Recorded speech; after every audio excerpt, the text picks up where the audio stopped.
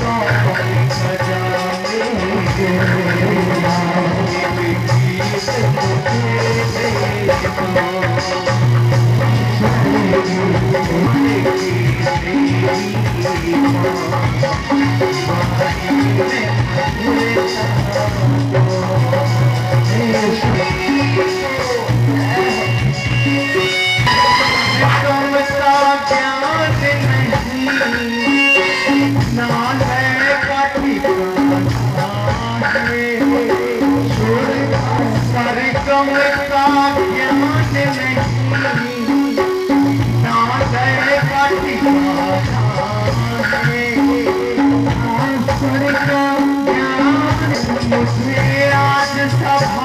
है, ये संगीत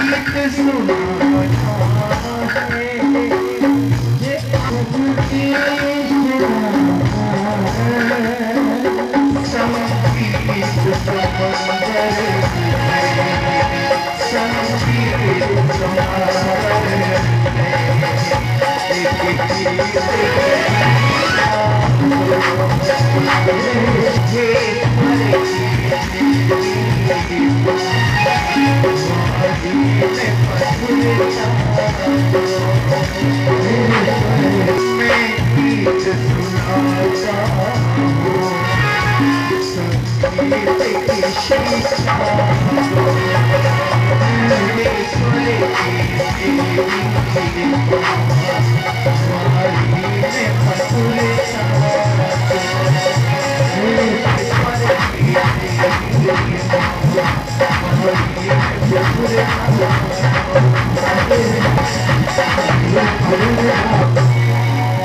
बोलिए सरस्वती मैया की जय, बोलिए बांके बिहारी लाल की जय, बोलिए सतगुरु भगवान, बोलिए श्रीमद् भागवत महापुराण की जय। कौन कौन आत्माएं हैं जिन्होंने गुरु बना रखे हैं, थोड़ा हाथ ऊपर करेंगे। कौन कौन हमारी माताएं बहनें भाई हैं जिन्होंने गुरु बनाए हैं, थोड़ा हाथ ऊपर करें। कौन कौन आत्माएं हैं जो भजन करते हैं, भजन कौन कौन करता है? क्योंकि यदि सदगुरु से आपने दीक्षा ली है तो जरूर उन्होंने भजन करने के लिए बोला होगा, है ना? तो हाथ ऊपर करें, कौन कौन करते हैं भजन? Very good.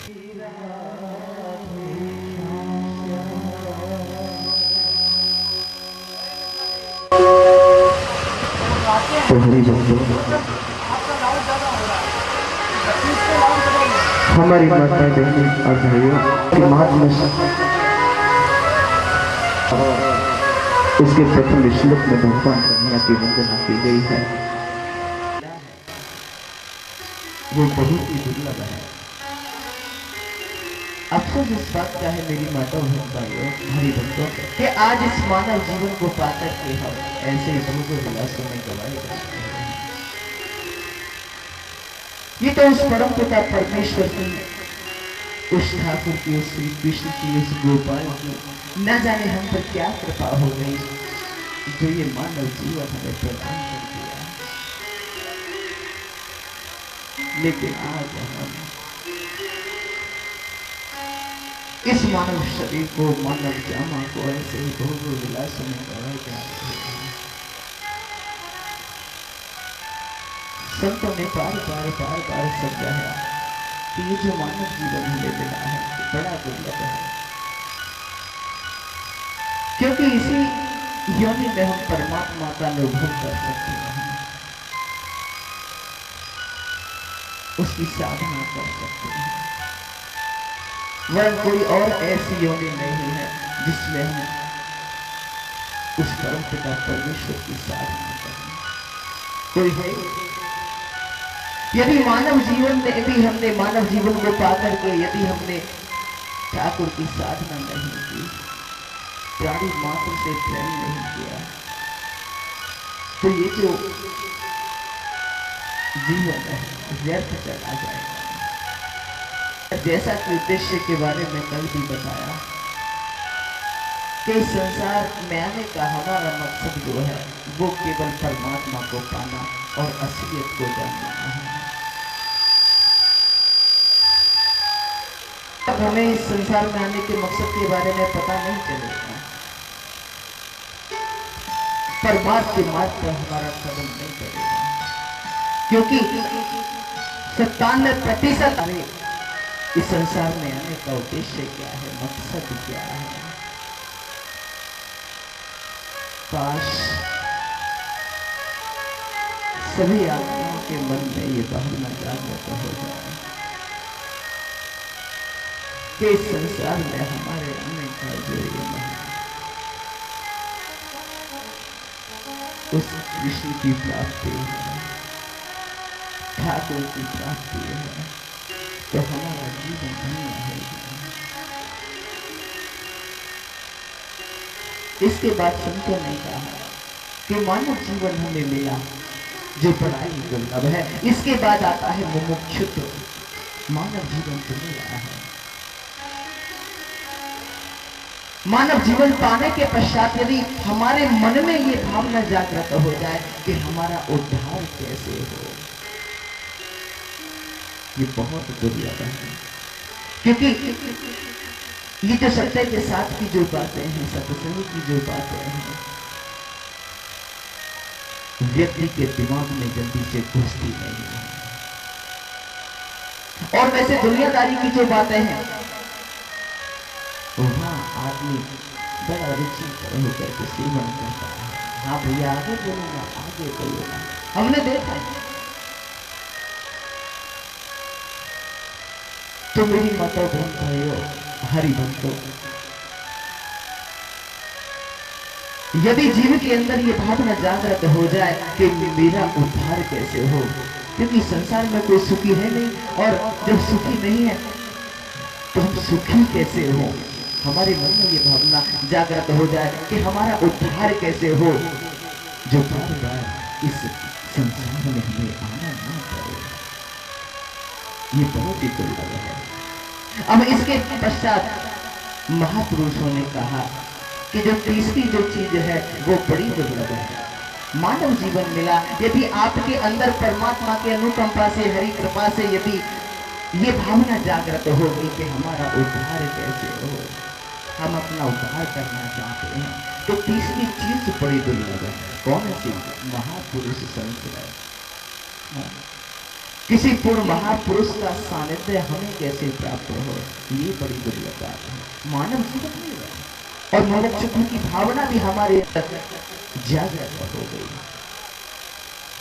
लेकिन इसके पश्चात जो तीसरी चीज है महापुरुष संग, वो बड़ी दुर्लभ है। क्योंकि आपने भी देखा होगा जब हम सत्संग में जाया करते हैं, उससे बन जाएंगे, उस काबिल बन जाएंगे, उस योग्य हम हो जाएंगे, तो उस परमात्मा की ऐसी कृपा होगी कि वो अपने आप संत को भेज देता है। बोलिए पंके बिहारी लाल उद्धार किया है। और संतों की वाणी से तो मालूम है रस टपकता है। हाँ, उन्हें कभी क्रोध आता ही नहीं। क्यों? क्योंकि जब तक काम, क्रोध, मोह, लोभ और अहंकार, जब तक हम इन पांचों दुश्मनों पर विजय प्राप्त नहीं करेंगे, तब तक हम साधना में अपने मकसद में कामयाब नहीं हो पाएंगे।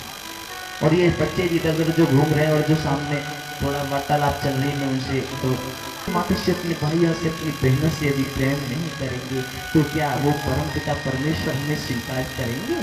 कभी नहीं करेंगे। और बार बार बार बार बार बार आप उस गोविंद को पुकारे। आपने देखा है ना, जब हम अपने पिता को बार बार आवाज देते हैं, पिताजी पिताजी बार बार आवाज देते हैं, तो एक बार नहीं सुनते, दो बार नहीं सुनते, तीन बार नहीं सुनते, आखिर में उनको मुड़ करके देखना ही पड़ता है। बोलिए पंके बिहारी लाल की, तो उनको मुड़ करके देखना ही पड़ता है। तो वो जो परम पिता परमेश्वर है, जिसके हम सभी संतान हैं, जब बार बार हम उनकी कथा को श्रवण करेंगे, बार बार उन्हें पुकारेंगे, बार बार उनका स्मरण करेंगे, क्या वो हमको मुड़ करके नहीं देखेंगे? भगवान कन्हैया ने गीता में यहाँ तक कहा है कि अंत काल में जो मेरा स्मरण करता है वो मेरे स्वभाव को प्राप्त होता है। कुछ आत्माएं माला जप करती हैं। क्यों? क्योंकि यदि हम अभ्यास नहीं करेंगे तो अंत में जाकर के हमारे मुखार बिंद से उस नाम का नाम, उस गोविंद का नाम स्मरण नहीं हो सकता। क्यों? क्योंकि जब हम शरीर छोड़ते हैं, मेरी माताओं बहनों भाइयों, जब हम शरीर छोड़ते हैं तो इतनी पीड़ा होती है, इतनी वेदना होती है, जैसे करोड़ों बिच्छू को मारने से जो वेदना हमें होती है, जब शरीर छोड़ते हैं तो उतनी पीड़ा होती है। ध्यान रखना। आपने देखा होगा श्वासें चल रही हैं, आंखें खुली हुई हैं, लेकिन कुछ भी नहीं, बस बोलने का बहुत प्रयास करता है लेकिन नहीं बोल सकता। क्यों? क्योंकि हमारा जो कंठ है वो अवरुद्ध हो जाता है, हम बोल नहीं सकते। इसीलिए तो कहते हैं कि उस परमात्मा की हर क्षण हर पल साधना करो। हर श्वास पर उसका नाम स्मरण होना चाहिए। आप घर में झाड़ू लगा रहे हैं, लेकिन हर रिश्ते में एक शुद्धता होनी चाहिए। कंस ने क्या है, भगवान कन्हैया से शत्रुता, कंस ने भगवान कन्हैया से शत्रुता की, लेकिन उसमें शुद्धता थी। हुआ क्या, भगवान कन्हैया के हाथों कंस का वध किया गया। कहते हैं कि भगवान के हाथों मरना भी उद्धार है और भगवान के हाथों बचना भी उद्धार है।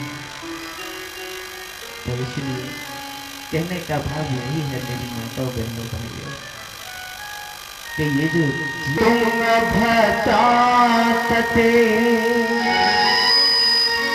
पूर्वम भूत पतनमोत्तमम्